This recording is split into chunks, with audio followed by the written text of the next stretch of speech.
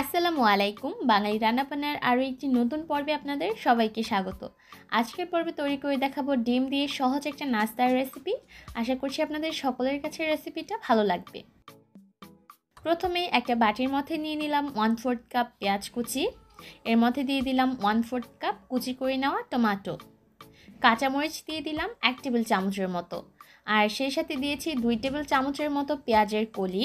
মরিচের গুঁড়া দিয়ে দিলাম 1 চা চামচ। আর হলুদের গুঁড়া দিলাম 1/4 চা চামচ। সামান্য একটু লবণ দিয়ে দিলাম। 1 চা চামচ দিয়েছি ধনিয়ার গুঁড়া। আর 1 চা চামচ দিয়েছি জিরার গুঁড়া। আদা রসুন বাটা দিয়েছি 1 চা চামচ। এবার সব কিছুকে একসাথে ভালোভাবে কষলে মাখিয়ে নিচ্ছি। আর মশলাগুলো দিয়ে যখন পেঁয়াজ আর টমেটো মাখিয়ে নেওয়া হয়ে যাবে তখন এর মধ্যে আমি 3টা ডিম ভেঙে দিয়ে দিলাম।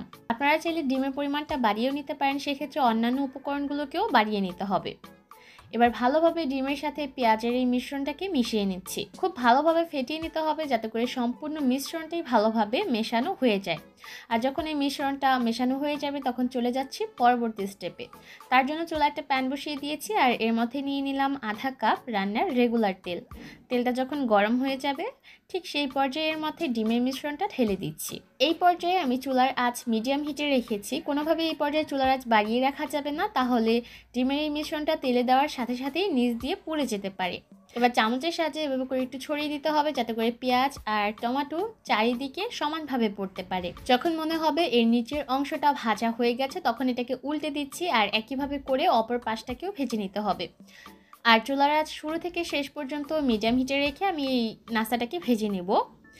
এর মধ্যে কিন্তু ডিমটাকে ভালোভাবে ভেজে নেওয়া হয়ে গেছে। এবার এটাকে চুলা থেকে নামিয়ে নিচ্ছি।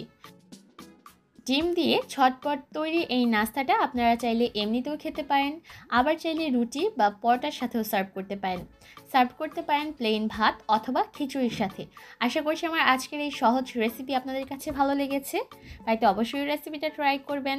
আজকের মতো এখানেই বিদায় নিচ্ছি। সবাই অনেক ভালো থাকবেন। আল্লাহ হাফেজ।